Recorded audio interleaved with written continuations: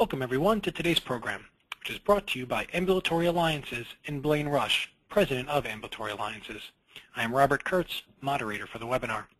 The program will begin with a roundtable discussion between our panelists, and then we'll have a question and answer session following completion of the roundtable. You can submit any questions you have throughout the webinar by typing them into your control panel in the space labeled "Enter a question for staff" and clicking send. Our panelists will attempt to answer as many of your questions as they can during the time we have for the Q&A portion of the program. It's now my pleasure to introduce today's panelists.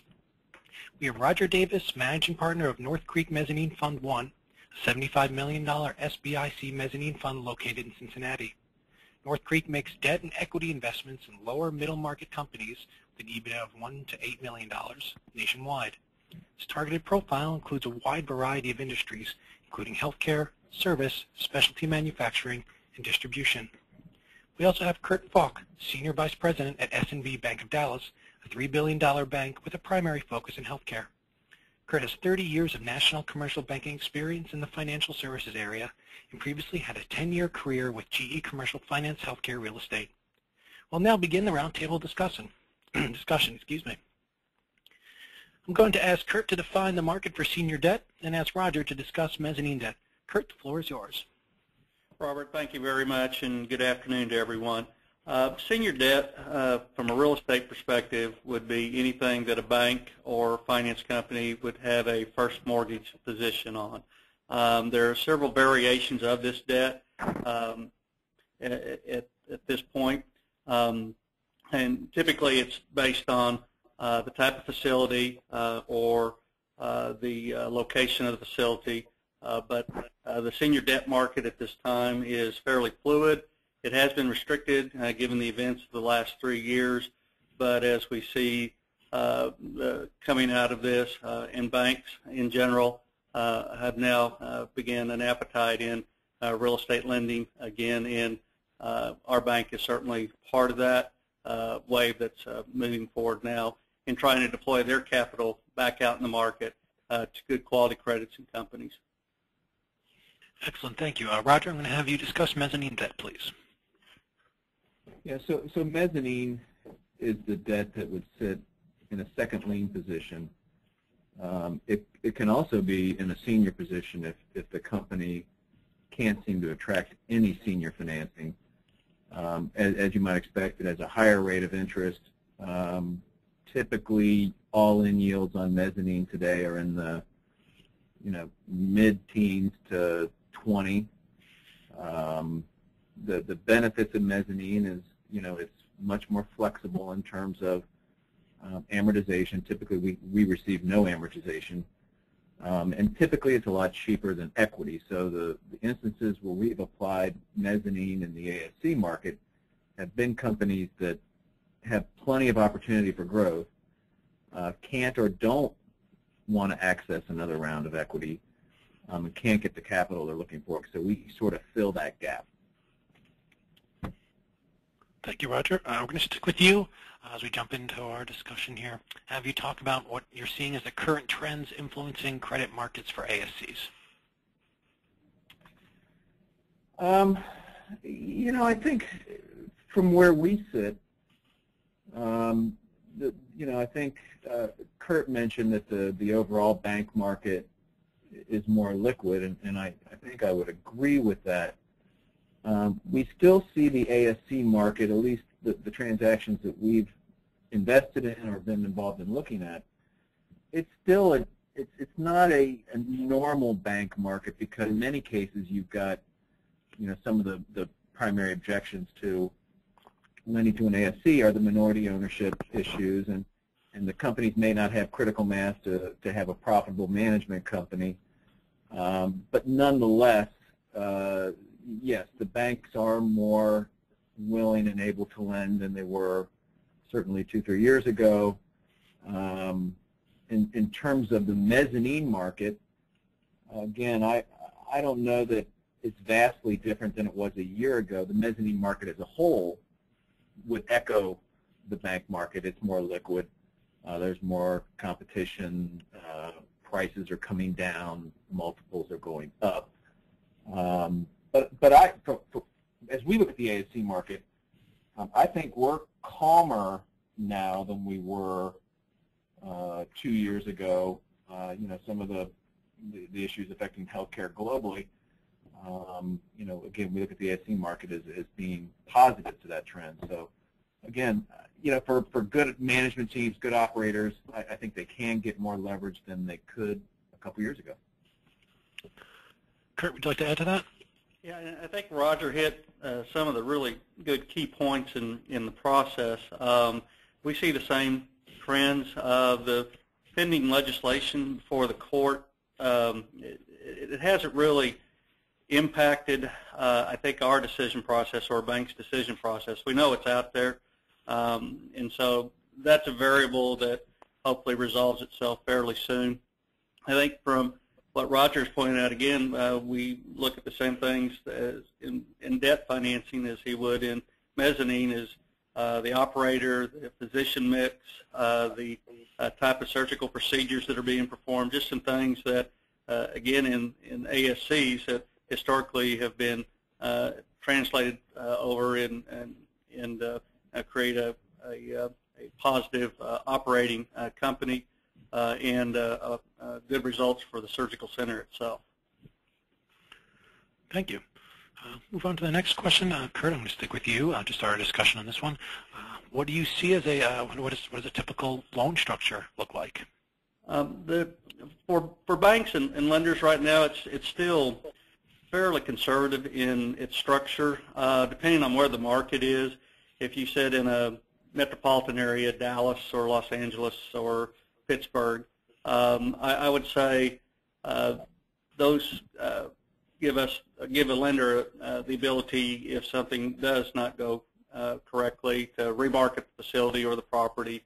The rural markets or tertiary secondary markets are very difficult still for lenders. There are some credit enhancements that are available for the rural markets through the USDA program, which we underwrite effectively to, or banks can underwrite effectively to, that create opportunities out in rural markets.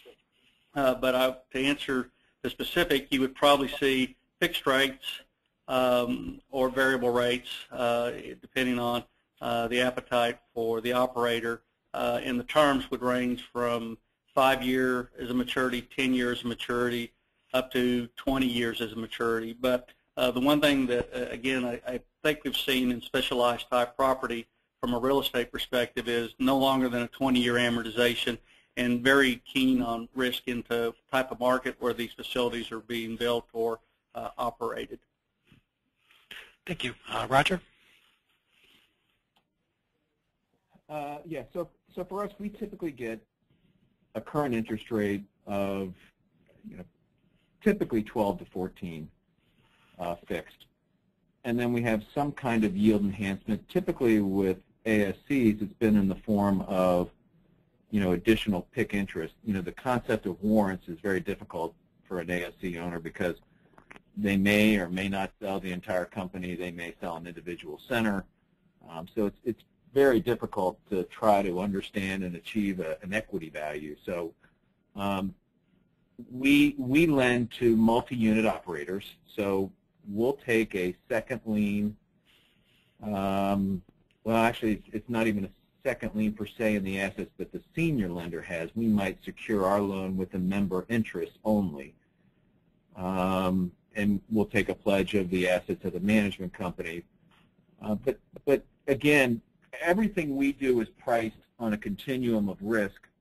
And so less leverage is going to be on the low end, mid-teens, higher leverage, less diversity, more profits concentrated in one or two centers is going to be on the higher end. And again, all of our mezzanine loans are interest only, and they typically have a term of 4 to 5 years. Excellent, thank you. I'm going to build from that.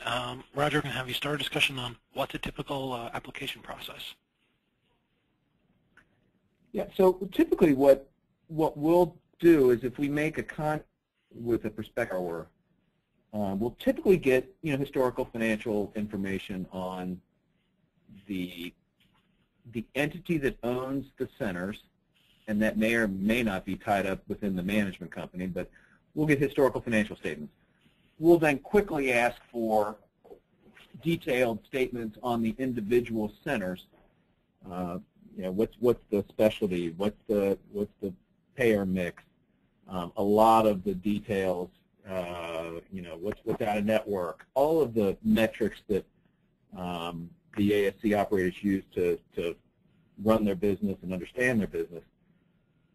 Once we have all of that information, we can pretty quickly determine if it's a borrower that we'd like to entertain going further. Typically have a call or a meeting. And I would say within 10 to 15 days, we've pretty much determined if it's a situation that we want to pursue or not. After that, transactions can take, some can take months, some can take weeks. I would say that normal, it's a 45 to 60-day process. And again, that's highly dependent upon the speed at which the operator needs the capital, the information they have. But again, 45 to 60 days is about normal. Kurt? I would say we're pretty much in line with Rodger on processing time, 45 to 60 days. A couple caveats I would mention is that there are a lot of banks out there. There are national banks, regional banks, and community banks, and not all have an appetite for health care. And so I think in a selection process, as everybody looks to finance, just making sure that the bank that you have a relationship or to start a relationship does indeed have some technical expertise in the medical background. That would probably be the first. And then, as Rodger pointed out, we too look at the historical income and profitability and the trends of the physicians involved and how their caseloads will translate over to either a surgical center being built or one that's existing that we could go back and review again from a historical perspective how that it operates. And so again, keeping in the theme of making sure that whatever bank that everyone deals with the medical background or medical expertise, I would say that's probably really key as you go to market to try to finance. Thank you, Kurt. I'm going to stick with you for the lead discussion on the next question. Can you discuss how you determine the amount that you are willing to ultimately lend? It's a function of a couple items. The first one being the value of the asset. And so whether it's equipment or whether it's real estate or whether it's account receivable financing, a bank will determine through a third-party independent source what the value of that asset is from a market perspective. And so I'll use real estate as an example. Typically, surgical centers historically range from $200 a square foot up to $500 a square foot. And so the appraiser, the third-party person or company that we engage with will do a market assessment of other similar type surgical centers to see if the value there supports what is being built or is presently in place. That's the first test. The second one is really profitability, historical income in order to support the amount of debt or leverage that the principals or the borrowers are trying to achieve. And so if the ASC or the physicians lack that, then it could create some issues in order to effectively finance the amount that they are seeking. So it's really a two-part question. One is the value of the asset, and the other one is the historical income in order to support the debt or the leverage that's trying to be achieved. Thank you, Kurt. I'm going to turn the floor over to you, Rodger. Yeah, so everything we do is geared off of profitability. So we'll look at the profitability of the underlying center or centers, and the more diversity by type, GLE, payor, et cetera, will be more aggressive. I don't think we have any hard and fast limits per se. Again, it's really It's going to be sort of it's more of an art for us than it is a science.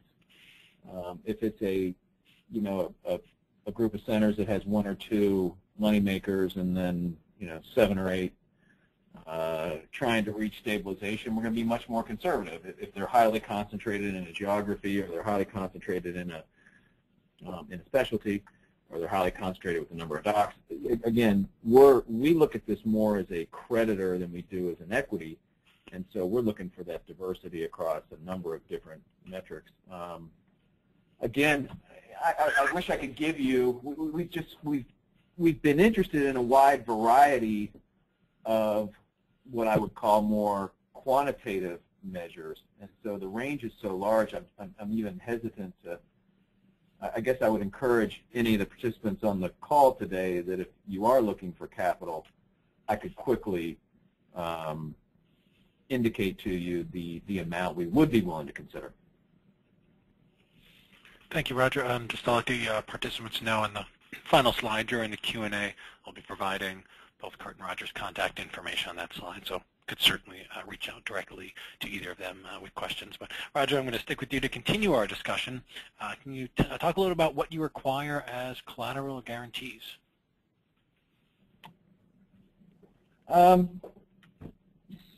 So we'll typically have we'll have a second lien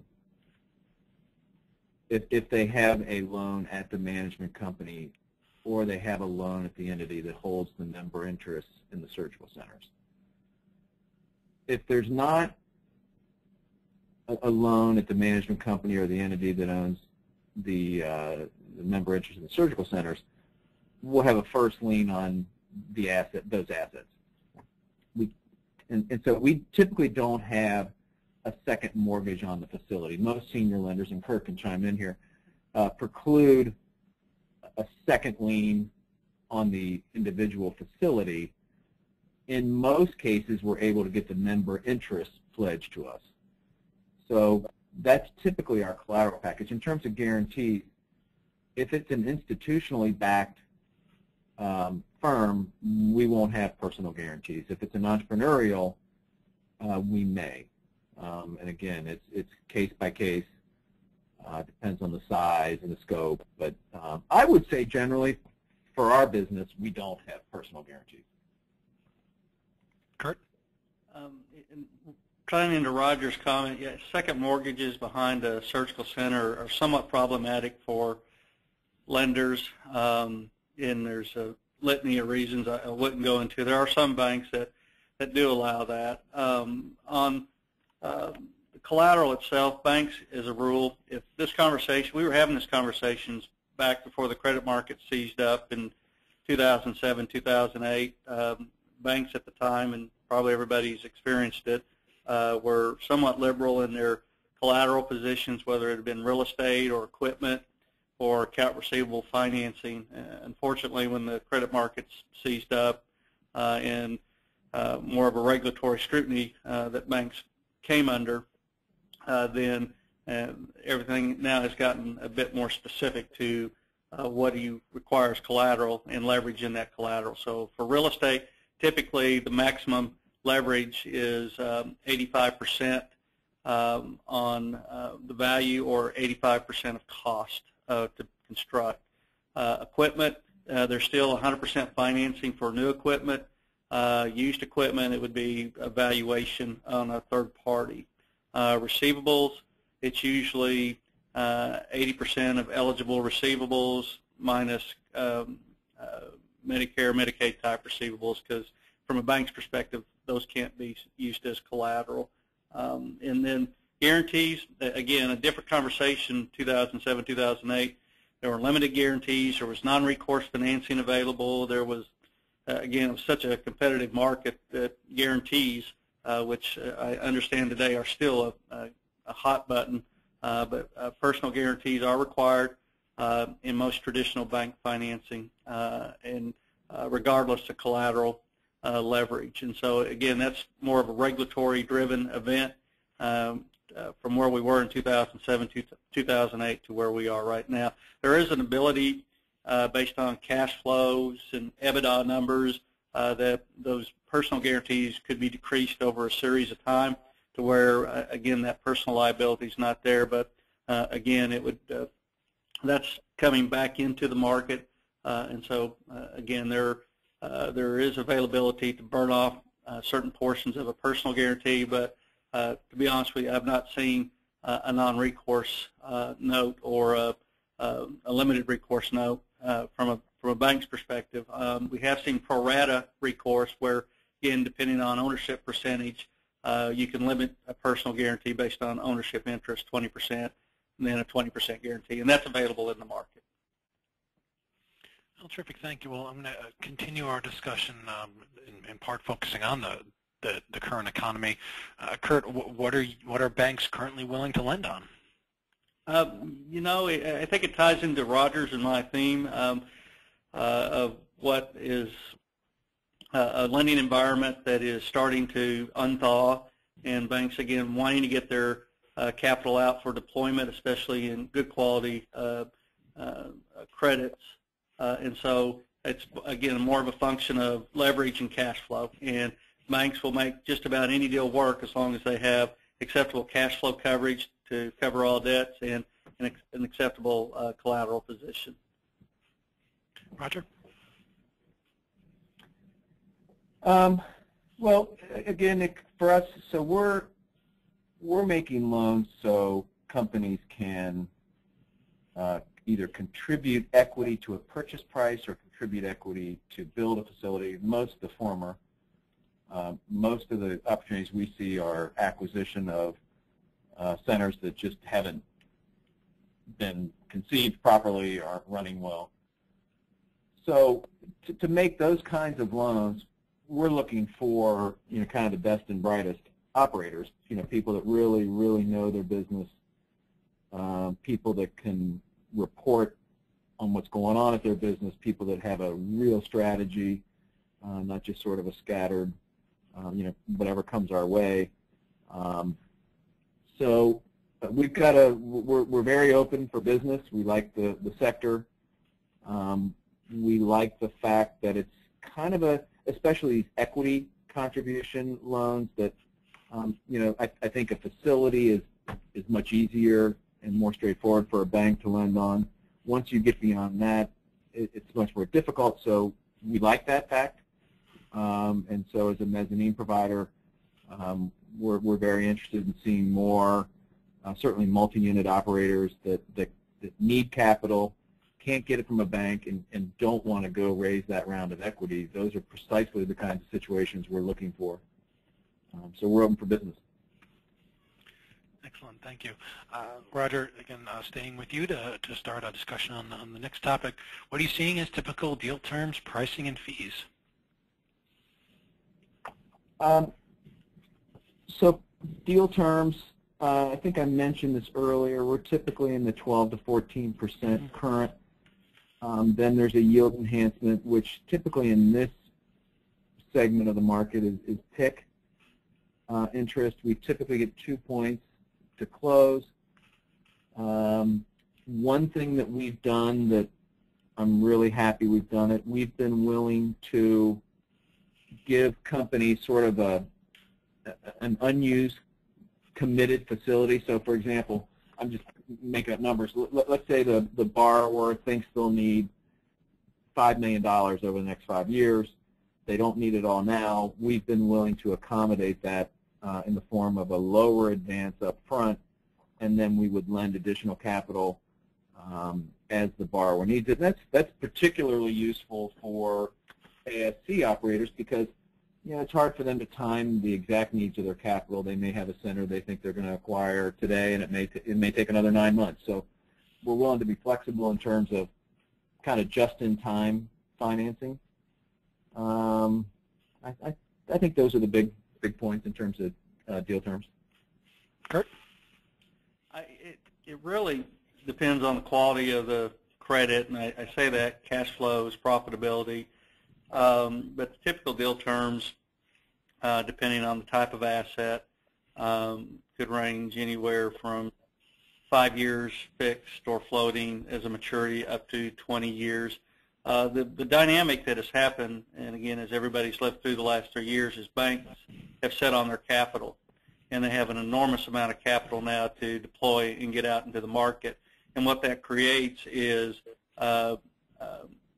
rates that are very good rates given the rate environment by the Fed and on short-term rates. And so banks have a very good spread right now. They've been sitting on a lot of money for the last 3 years, and now they've got to get this money out because it's costing them money. And so what that does is create compression on borrowing rates. And so to answer the short question is what's the rate? It could be anywhere, prime being at 3 1/4 right now. It could be prime at 3 1/4, floating, prime plus 1 or 2 or whatever the spread is.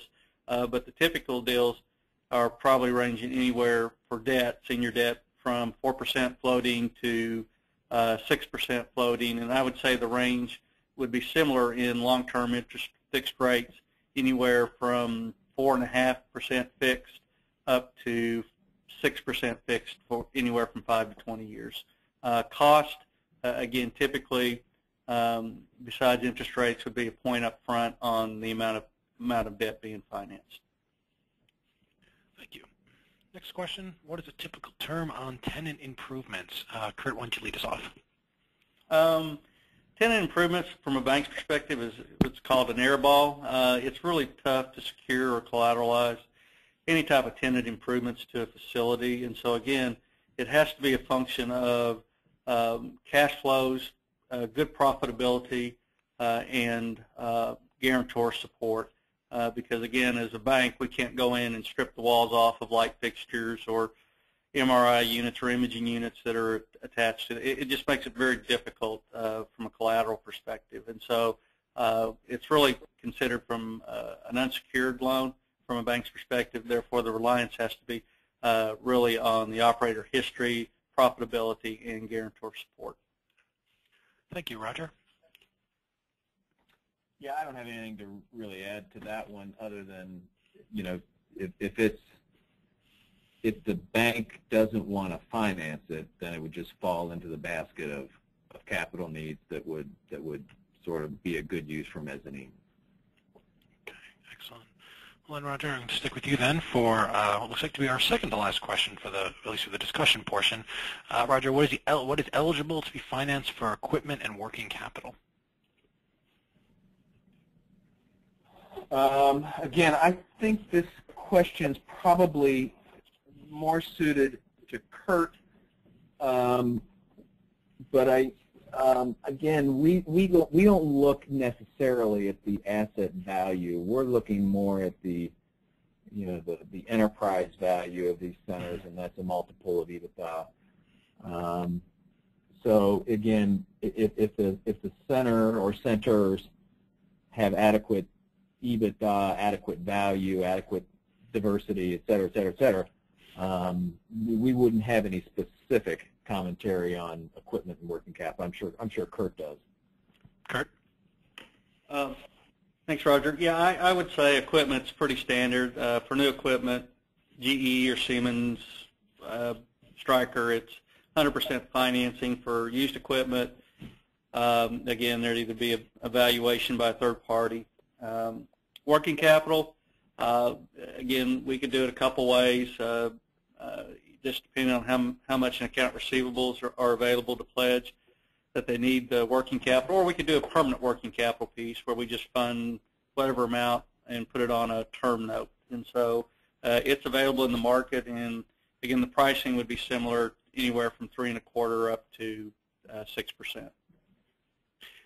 Excellent, thank you. The final question for at least our discussion portion, I think is a fun one. I'm going to ask each of you to share a secret. What is one secret that most lenders will not typically tell our audience? So, Kurt, I'm going to ask you to start by start spilling the beans with this one. You just want one?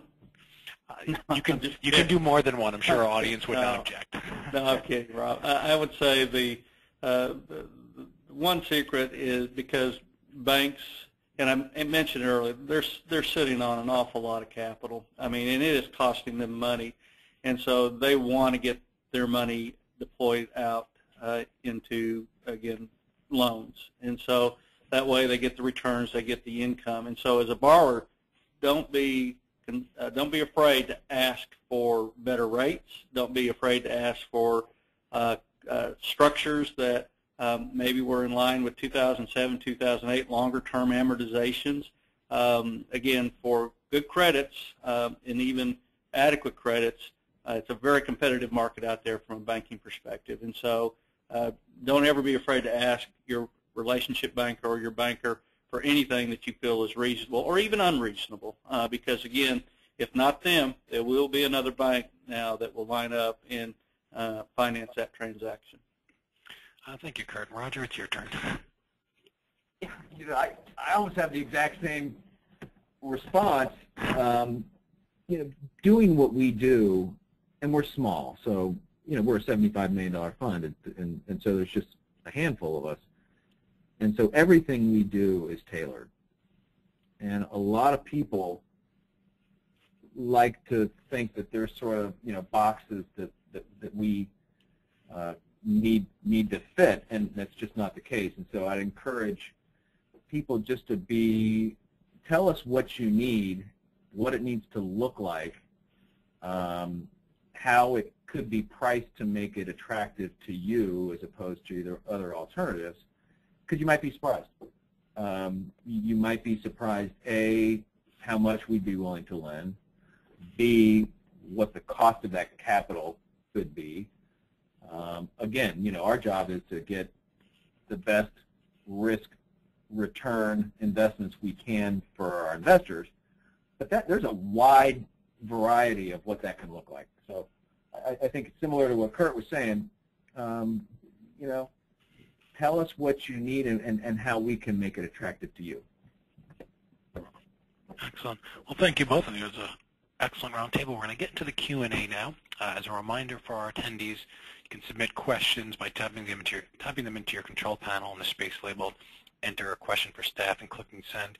We have time for just a handful of questions, and submit your questions. If we don't get to them, don't worry. We'll make sure to pass your questions along to today's presenters. And as I noted earlier, here on this slide, you have Rodger's and Kurt's contact information. I strongly encourage you to reach out to them directly if you have any specific questions, any questions about the presentation. You can also email me as well. My contact information, email address is on the bottom there, and I can certainly relay any questions or feedback or even requests for topics for future programs. So again, please contact any of us with your questions and your feedback. Get to a few questions. I also want to give a little bit of time for both Rodger and Kurt to share some final thoughts. So first question, Rodger, why don't we stay with you on this one? How is real estate valued? I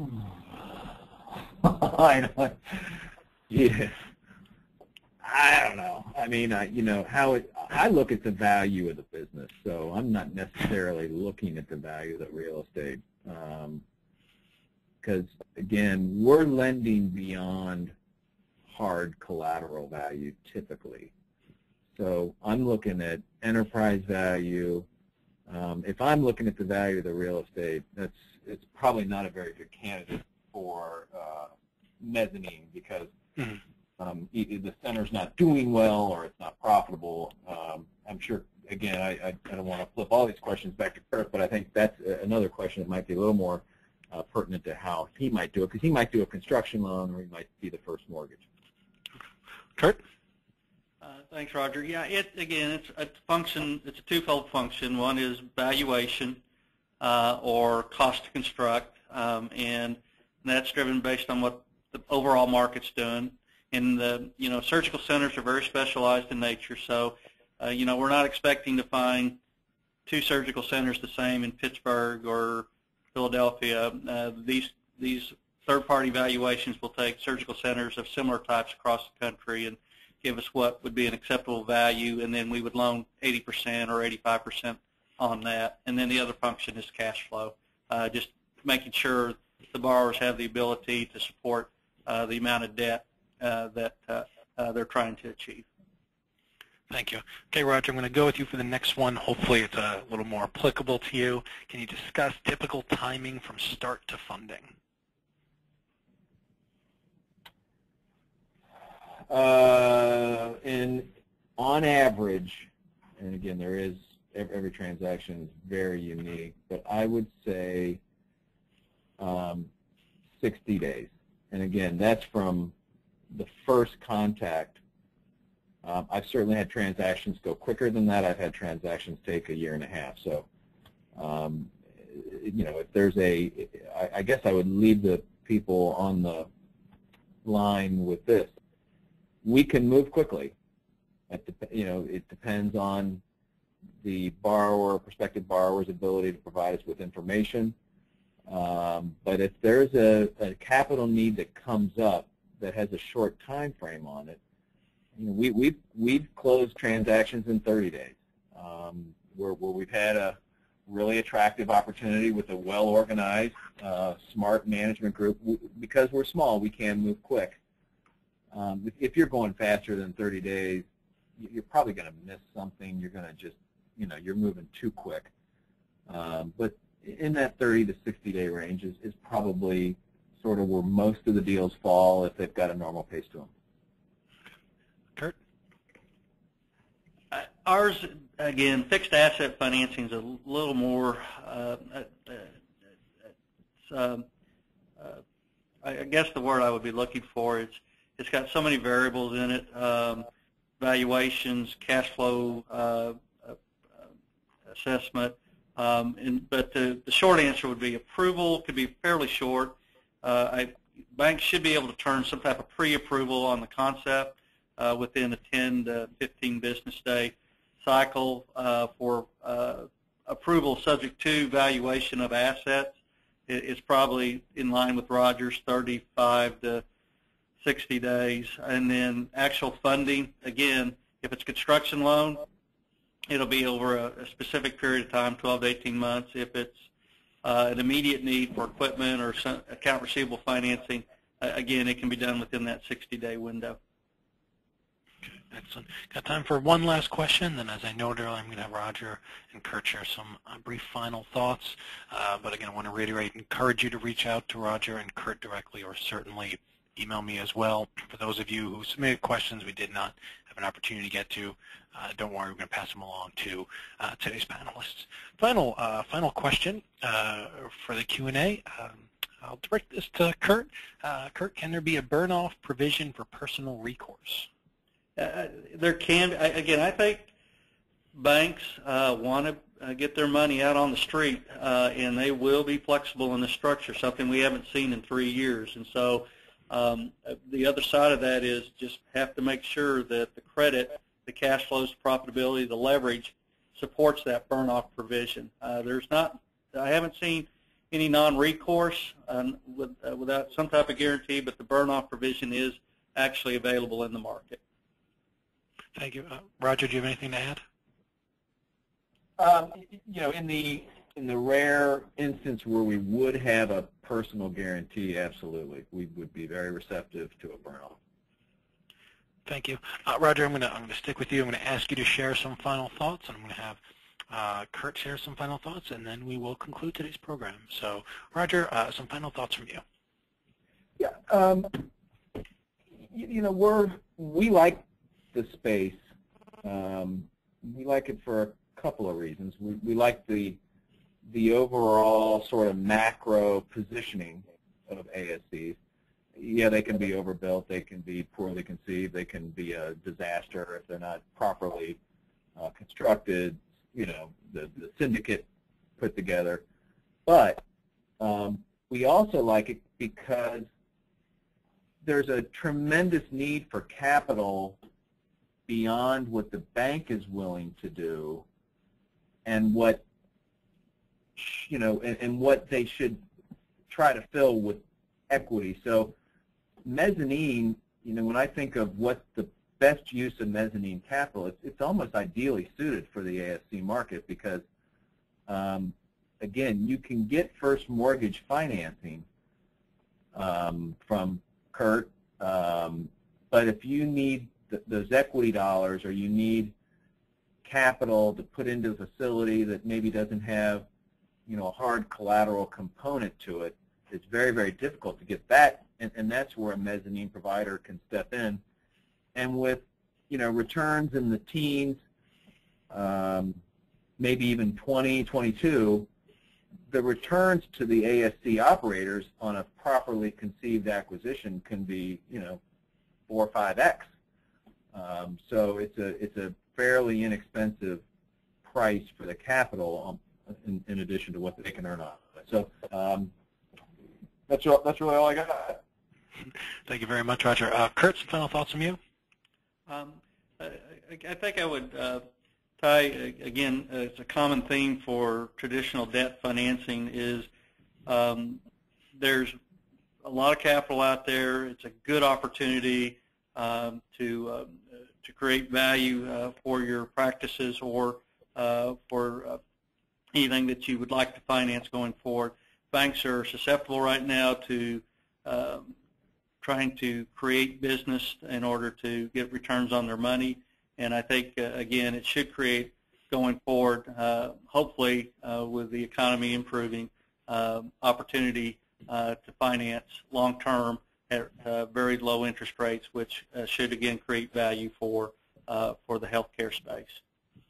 Excellent. Well, Kurt, again, let me thank you, and I certainly want to thank Rodger as well. Great discussion. Appreciate your tackling a few questions during the Q&A.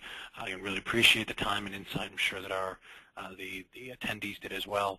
Certainly want to thank Blayne Rush and Ambulatory Alliances for sponsoring today's program. Again, I strongly encourage you to contact Rodger, contact Kurt, contact me, feedback, additional questions, suggestions for future webinar topics. And I, of course, want to thank all the attendees who took their time to join us today. Certainly hope you found the information we provided valuable. And again, please reach out any questions you have. And again, this concludes today's program. I wish everyone a wonderful day and a wonderful weekend as well. Thank you for joining us.